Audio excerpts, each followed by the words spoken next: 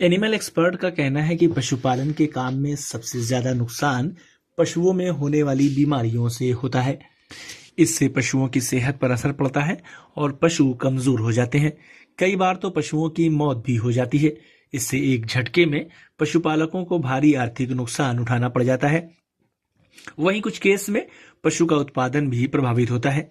इससे dairy farming के काम में नुकसान होना शुरू हो जाता है। कुल मिलाकर कहा जाए तो बीमारियां पशुपालन के लिए सही नहीं है और ये नुकसान लेकर ही आती हैं। एक्सपर्ट का कहना है कि पशुओं की बीमारियों में सबसे खतरनाक संक्रामक बीमारियां होती हैं। इनसे पशुओं को बचाना बेहद ही जरूरी होता है। डेयरी मत्स्य और पशु संसाधन विभाग के एक्सपर्ट ने लाइव स्टॉक एनिमल न्यूज को बताया कि संक्रामक बीमारियों के चलते पशुओं के उत्पादन से लेकर उनकी सेहत पर भी असर पड़ता है। इन बीमारियों की वजह से पशुओं को कई दिक्कतें होती हैं। आइए जानते हैं। सबसे पहले जान लेते हैं कि आखिर संक्रामक बीमारियां होती क्या हैं। बता दें कि संक्रामक रोग वो रोग हैं जो एक पशु से दूसरे पशु में बहुत तेजी से फैलते हैं। एक्सपर्ट कहते हैं कि इन बीमारियों का कारण वायरस, बैक्टीरिया, कवक या कीड़े हो सकते हैं। ये बीमारियां संक्रमण, हवा, संक्रमित पानी, दूषित खाने, कीड़ों, संक्रमित उपकरणों या सीधे पशु के संपर्क से हो सकती है।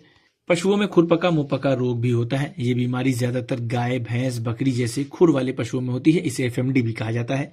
ये बीमारी एक आम सी है लेकिन पशुओं को बहुत परेशान करती है। इस बीमारी के लक्षण बुखार, मुंह और खुरों में छाले या लंगड़ापन है। इसके चलते डेयरी फार्मिंग के बिजनेस में नुकसान होता है क्योंकि इस बीमारी के होने से दूध उत्पादन में गिरावट आती है, पशु में कमजोरी आदि भी होती है। अब बात करते हैं गला घोटू बीमारी की। ये रोग मानसून के समय अधिक फैलता है। इस बीमारी के प्रमुख लक्षण सूजन, सांस लेने में तकलीफ, बुखार, अचानक मृत्यु आदि है। ये बीमारी विशेषकर गाय और भैंस में और कभी कभी इंसानों में भी फैल सकती है।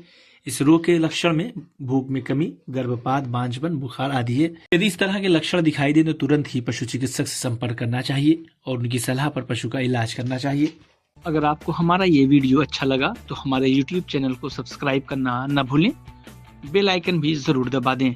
इस तरह के वीडियोस को देखने के लिए फेसबुक और इंस्टाग्राम पेज को भी फॉलो करें।